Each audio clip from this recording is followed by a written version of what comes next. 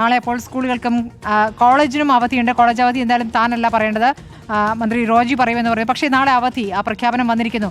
പ്രസാദ് കേട്ടല്ലോ, മന്ത്രിക്ക് ചെവിതറിയില്ലാത്ത വിധം ഫോൺ കോളുകളായിരുന്നു കുട്ടികളുടെ, ഞങ്ങൾക്കൊന്ന് അവധി തരുമെന്ന്. ഇന്ന് മലപ്പുറത്തുനിന്നും കുട്ടികളുടെ പ്രതികരണം നമ്മൾ കണ്ടതാണ്. ഞങ്ങൾക്ക് നാളെ ഒന്ന് ഉറങ്ങണ്ടേ, ഞങ്ങൾ ശനിയാഴ്ച വന്നോളാം, ഒരു ദിവസം തരൂ എന്ന് കെഞ്ചുന്നതായിരുന്നു. അപ്പോൾ ആ തീരുമാനം വന്നിരിക്കുന്നു.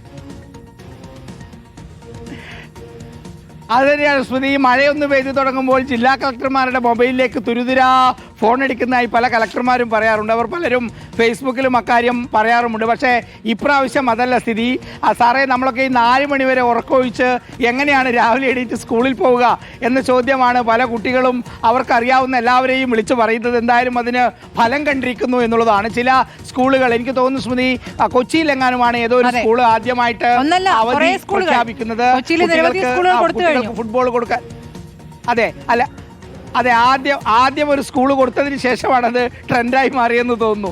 എന്തായാലും അത് സംബന്ധിച്ചുള്ള നിർണായക തീരുമാനം തന്നെ സർക്കാരിൻ്റെ ഭാഗമായി ഉണ്ടായി എന്നുള്ളതാണ്. എന്തായാലും മലയാളികളിൽ ബഹുഭൂരിപക്ഷവും ഈ ഫൈനൽ കാണുക തന്നെ ചെയ്യും. ഉറപ്പായും അത് കഴിഞ്ഞാൽ എന്തായാലും 4 മണിയൊന്നും ആവാതെ കിടന്നുറങ്ങാനും പറ്റില്ല. രാവിലെ 6 മണിക്കൊക്കെ സ്കൂളിൻ്റെ വാഹനം ചില വീടുകളുടെ മുന്നിൽ വരുന്ന സ്കൂളുകളുണ്ട്. രാവിലെ 7 മണിക്കൊക്കെ തുടങ്ങുന്ന സ്കൂളുകളുണ്ട്. എന്തായാലും ഈ തീരുമാനം അത് ഗംഭീരമാണ് എന്ന് തന്നെയാണ് കുട്ടികളെല്ലാവരും പറയുന്നത്. അധ്യാപകരും രക്ഷാകർത്താക്കളുമാണെങ്കിൽ നേരത്തെ റെഡിയാണ്.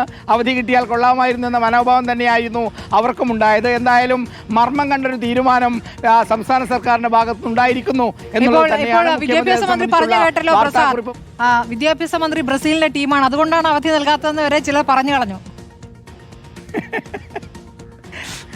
അത് സ്മൃതി ചോദിക്കുന്ന സമയത്ത് നമ്മളിവിടെ നിന്ന് ചിരിക്കുകയായിരുന്നു. അതായത് ബ്രസീലിൻ്റെ ആളാണ് വിദ്യാഭ്യാസ മന്ത്രി എന്നതുകൊണ്ട് ബോധപൂർവം അവധി കൊടുക്കില്ല എന്ന് അർജന്റീന ഫാൻസ് വ്യാപകമായി പറയുന്നുണ്ടാവും. വിദ്യാഭ്യാസ മന്ത്രിയുടെ വീട്ടിൽ സൗകര്യമില്ലാത്ത നിലയിലേക്ക് കുട്ടികളുടെ പ്രതിഷേധം മാറുകയും ചെയ്യും.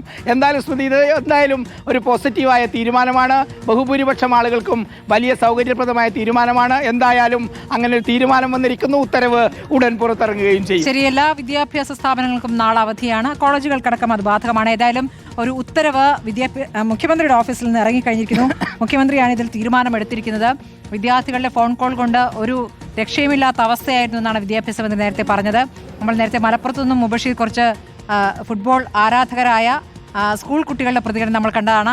5ാം ക്ലാസ്സും 2ാം ക്ലാസ്സും UKG-കാരനും ഒക്കെ ഉണ്ടായിരുന്നു. എല്ലാവർക്കും നാളെ അവധി വേണം, ഇന്ന് കളി കാണണമെന്നൊക്കെയാണ് പറഞ്ഞത്. അതിൽ പലരും സ്പെയിൻ്റെ ടീമായിരുന്നു. അർജന്റീന തോൽക്കണം എന്നുള്ളതാണ്, അർജന്റീനയുടെ ആധിപത്യം അങ്ങ് അവസാനിപ്പിക്കണം എന്നുള്ള പ്രതികരണവും ഈ കുട്ടികളുടെ ഇടയിൽ നിന്നുണ്ടായി. അപ്പോൾ ആരാകും ജയിക്കുക എന്നുള്ള ഉദ്വേഗം നിലനിൽക്കുമ്പോൾ കേരളമാകെ ഒറ്റക്കെട്ടായി ഈ കളി കാണാനുള്ള ആവേശത്തിലേക്ക് ചെല്ലുമ്പോൾ ഞങ്ങളെ അങ്ങ് ഒഴിവാക്കരുത് എന്ന് വിദ്യാർത്ഥികൾ പറയുകയായിരുന്നു. അവരെ ഒഴിവാക്കിയില്ല, അവർക്ക് കളി കാണാം. പുലർച്ചെ 4-4:30 വരെ നീളുന്ന കളി കാണാൻ വേണ്ടി എല്ലാ സൗകര്യവും ഇപ്പോൾ സർക്കാർ ഒരുക്കിയിരിക്കുന്നു.